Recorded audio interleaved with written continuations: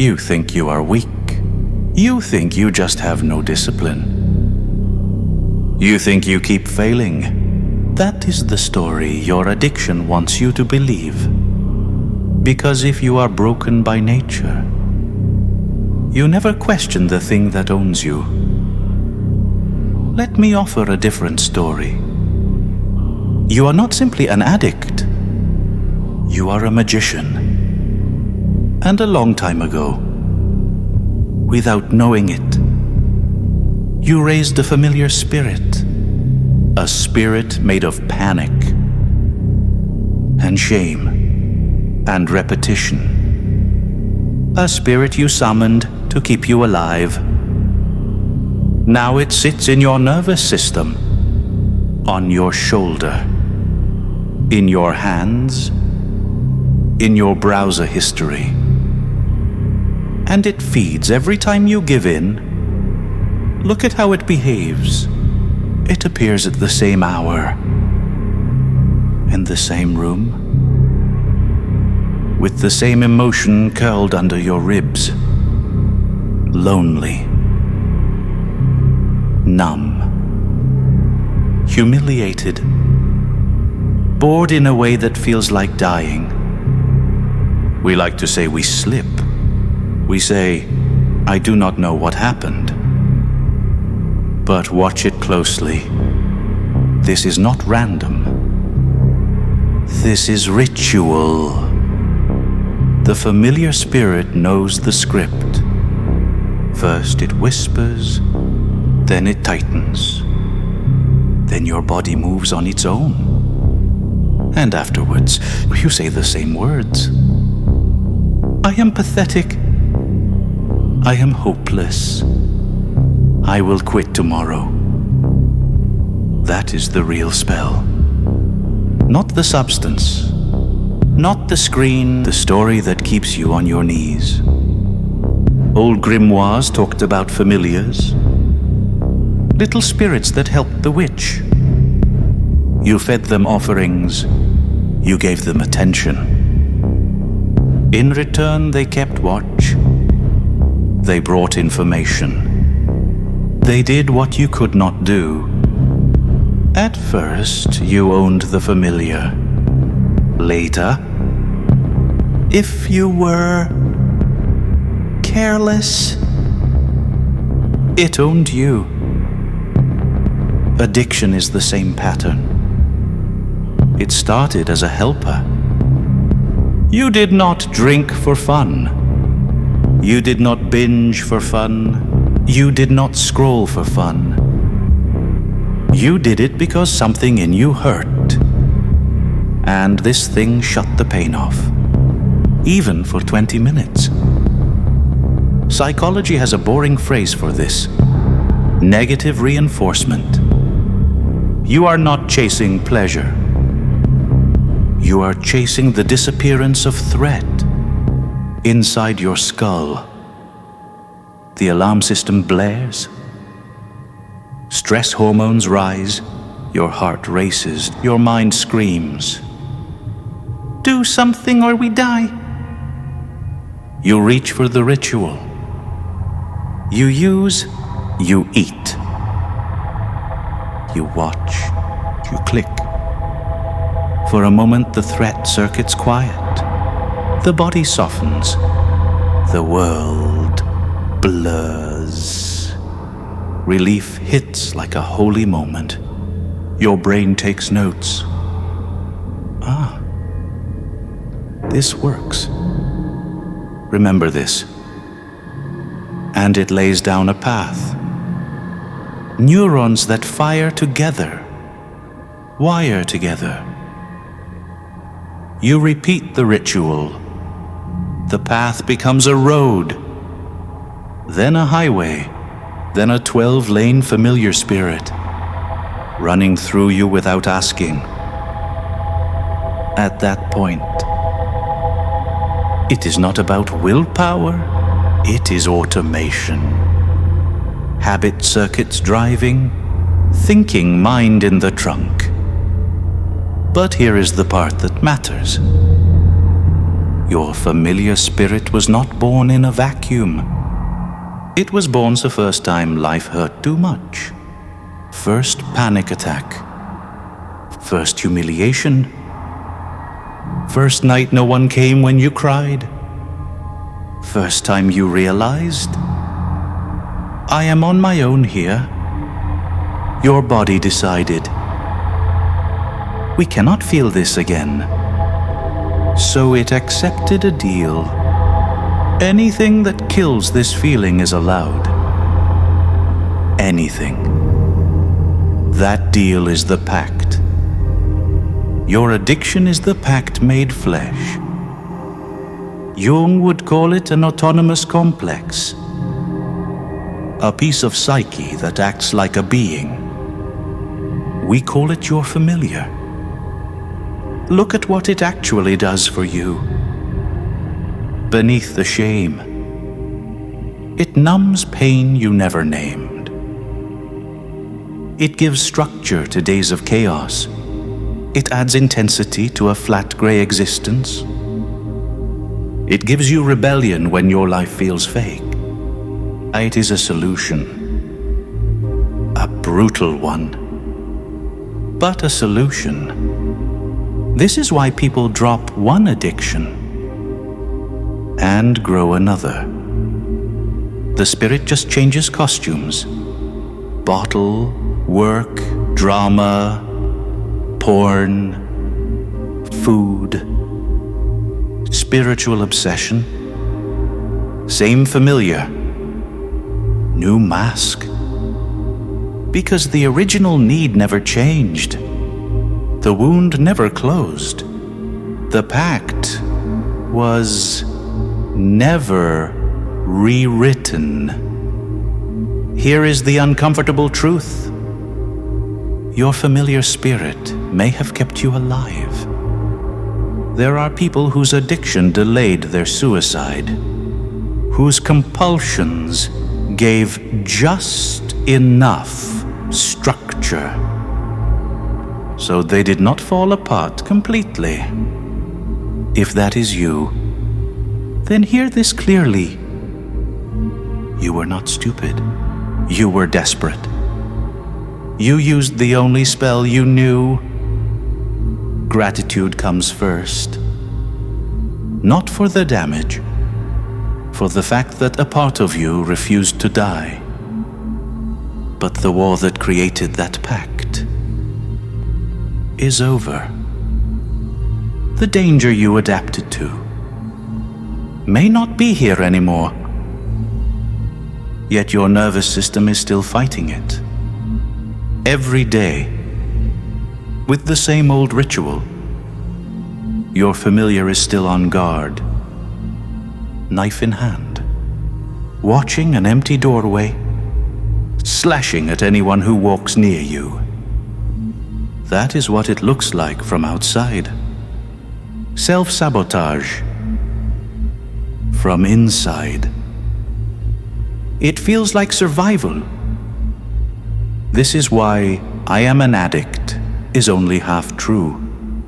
Sometimes that label helps. Sometimes it is a life raft in a support group. But watch how easily it becomes a prison. I am an addict. This is what I do. You are the one who raised the familiar. You are the one who can change its orders. You are more ancient than your addiction. Older than any substance. Older than any app. There is a strange thing about addiction. It often reveals what your soul needs, but in reverse. If your addiction is obsessive control, your soul may crave surrender. The feeling of not holding the world up alone. If your addiction is endless avoidance, your soul may be begging you. Look at this. Look at me. If your addiction is external validation, your soul may be dying for inner authority.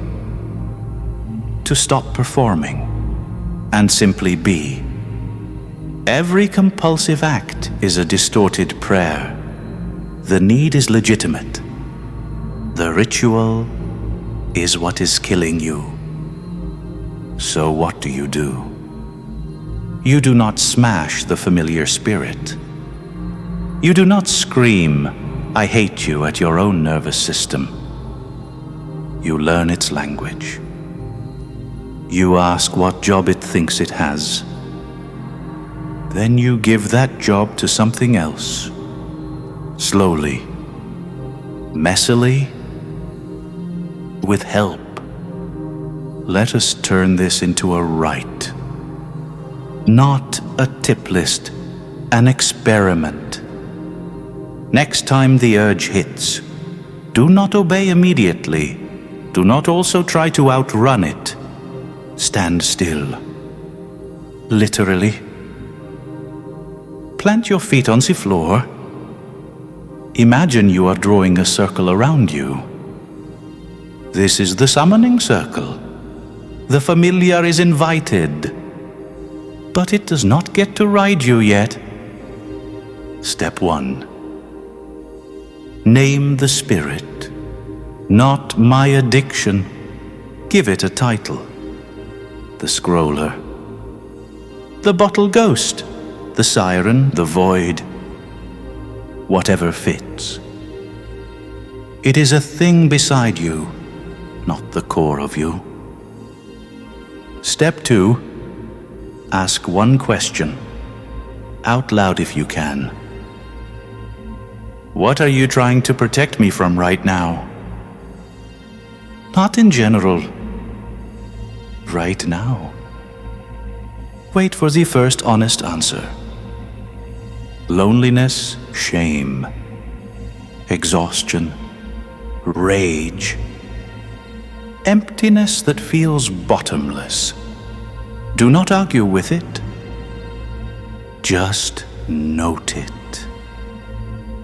That is the wound, not the whole story. Enough to work with. Step 3. Translate the function. If this familiar could speak in a healthy way, what would it ask for? Comfort? Rest? Escape? Control? Connection? Expression? Pick one. Even if it feels too small. Step 4. Offer a different offering. For 60 to 120 seconds, do one act that touches that need without feeding the addiction. Text a real person, "I am not okay." Walk outside and feel cold air on your face. Write one sentence, the one you never say. Lie on the floor in the dark and breathe slowly. Grip something heavy and feel your strength. Anything that tells your nervous system, there are other doors you may still use afterward. You may still fall into the old ritual. That is not failure. You have already changed the script. You met the familiar in daylight. You watched it work. Data, not damnation. And after. Close the circle, one line. I see what you were trying to do for me. That line steals power from shame. Shame is rocket fuel for addiction. The less shame, the less thrust. Let us clear some illusions. Maybe you are thinking, mine is purely physical. Chemistry only. Yes. Physical dependence is real. Withdrawal is brutal. There are addictions that will kill you if you stop alone. That is why doctors exist, why detox units exist. why proper treatment exists. Nothing in this video replaces that.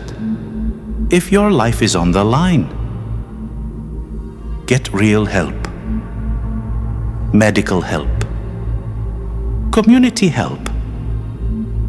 This is not a solo hero journey. But even if you detox perfectly, the familiar waits.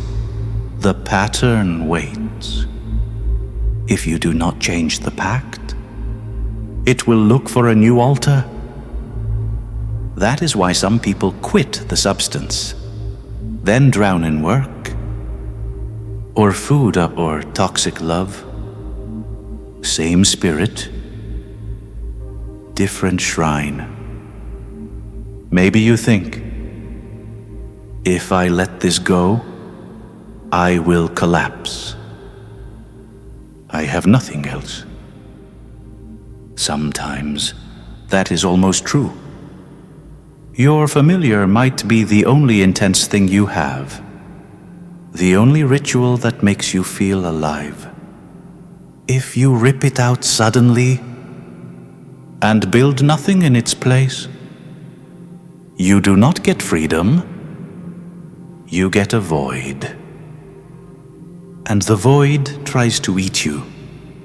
This is why you need more than willpower. You need a stronger God. A stronger why. A mission. A person. A craft. A vow. Something that pulls harder than the familiar pushes. Recovery is not just saying no. It is saying yes to a life that can actually compete. All of this is slow, uneven. You will swear off forever. Then hear the whisper. Then fold, then hate yourself. Or you can try something different. Each time you fall, ask what the familiar was shielding you from. Write it down. Treat each relapse as another line in the grimoire, the book of how your spirit works. Patterns emerge. There is a map under the mess. At some point, you will hit a different kind of bottom. Not just physical, existential. The mask cracks, the performance stops. You cannot maintain the fake life and the addiction. So something has to die. Mystics called this the dark night of the soul, the collapse of the old self. Terrifying. And also, the beginning. Your familiar spirit is not hell. It is the doorway to that night. Not to romanticize suffering. There is nothing glamorous about shaking on a bathroom floor. But there is something sacred about the moment you stop lying to yourself. And you say, I cannot keep living like this without that moment. Nothing changes. With it, everything is possible. You are not fighting an external enemy. You are renegotiating an old pact. The pact that says, I must never feel this pain again. Whatever the cost, you are changing it to, I will feel what I must to become who I am. The familiar spirit will not like this. It will fight. It will bargain. It will try to scare you back into the old ritual. Good. That means you found the right door. Most people stay possessed and call it personality. They say, that is just who I am. You are here, watching this, because some part of you is tired of being ridden. So here is your first act of magic. In the comments, or on a page no one sees, write one line. My familiar spirit protects me from, and finish the sentence. You do not have to confess details. Name the function. That is the first crack in the pact. If this hits something in you, and you want more work like this, more rituals for the things that just happen in your head, you know what to do. Subscribe. Stay close. Around here, we do not worship our familiars. We name them. We thank them for keeping us alive. Then we build a life so real, they have nothing left to guard. If this video shifted something in your mind, you're ready for the next level. Download my free ritual guide in the description. No catch, just pure psychological alchemy you can use tonight. If you want to go deeper, hit the initiation playlist. It's your step-by-step journey into breaking unconscious patterns and mastering your own mind.